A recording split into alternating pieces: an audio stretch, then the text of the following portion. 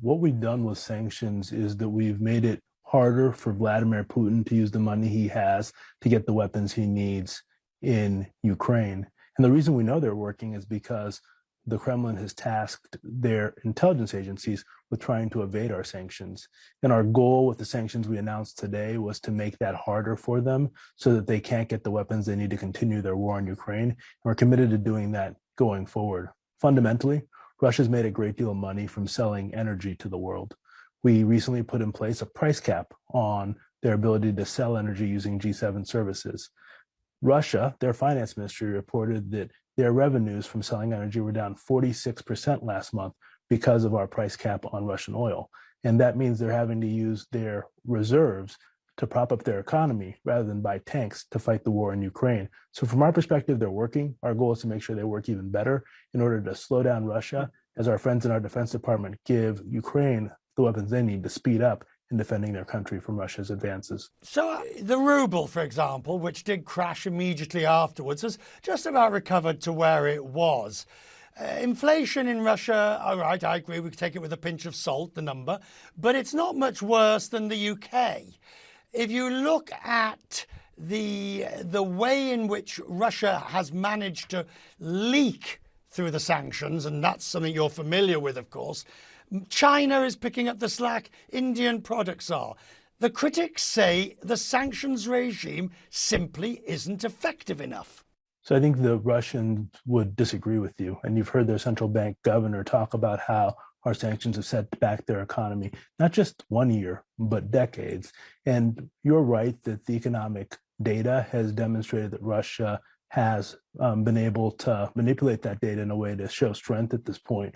But fundamentally, you have to remember that at the beginning of this conflict, anyone who had money in Russia was trying to get that money out. In fact, educated Russians, the most productive Russians, are still leaving the country due to the impact of our sanctions and our export controls. And what Russia did in response is they put in place a set of draconian capital controls that made it impossible for anyone to get money out of the country, which has helped to prop up their economic data. Fundamentally, Russia, over the last 9 months, has seen industrial production decline. They've seen the smartest Russians leave the country. They've been forced to use their reserves to prop up their economy and to stimulate their economy.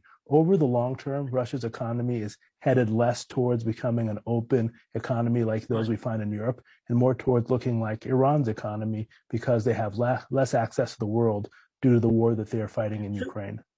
So is part of the future direction for sanctions targeting third party, third country, to prevent, I mean, what our correspondent yesterday was saying, if we look at Moscow and Russia now, it's swamped with Chinese goods, replacing those which have been removed because of sanctions. So is the future to go after third parties and third countries? So Richard, one thing I want to make clear is that our sanctions have been in a place where what we've tried to do is target Russia and Russia's ability to fight its war in Ukraine. And what we've told individuals and companies in other countries is that if you provide material support to Russia in terms of their ability to fight this war, we're going to go after you. Today, we announced a set of more than 250 sanctions. And in that were sanctions of 30 individuals and companies outside of Russia who are providing just that material support that's helping Russia further its war.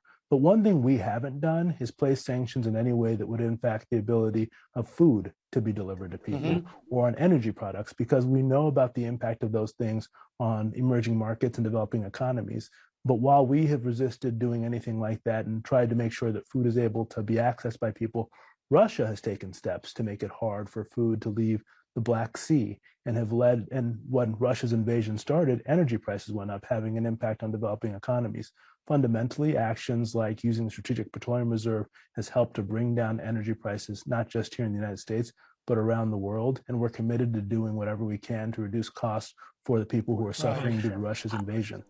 And as you look to the future, we had on Questioning's Business a steel company CEO, the largest steel company in Ukraine, and he says it's a great regime, sanctions regime, but there's too much leakage, there's too many loopholes that Russia can manage to do. Now, I imagine you have some of your brightest and best looking into closing those loopholes to tighten the regime. We do. And in the package that was announced today, we went after what we would call sanctions evasion. And this has been attempts by Russia and the Kremlin using their intelligence services to get around our sanctions. And a number of the companies and entities we went after today were those that were helping further Russia's attempts to do that. And the choice we're going to give companies and individuals around the world who are helping Russia to get around our sanctions is you can either choose to do business with Russia, which is a small economy that's getting smaller over time, or to continue to do business with the United States and the members of our coalition, which represent 50% of the global economy. For most companies and individuals, that's going to be a clear choice.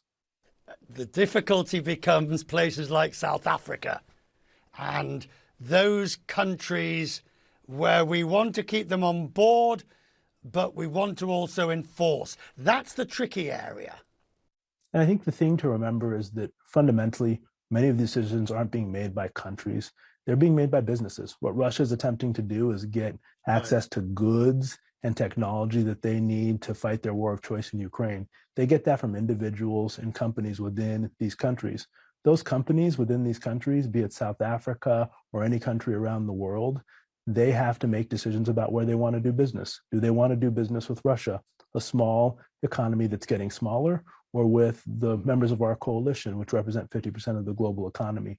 Fundamentally, what we've made clear is that we're going to take actions to go after companies and individuals who provide material support to Russia going forward. And on the other hand, we're committed to helping those countries who are struggling due to the higher food prices and higher energy prices that have been caused by Russia's war of aggression in Ukraine.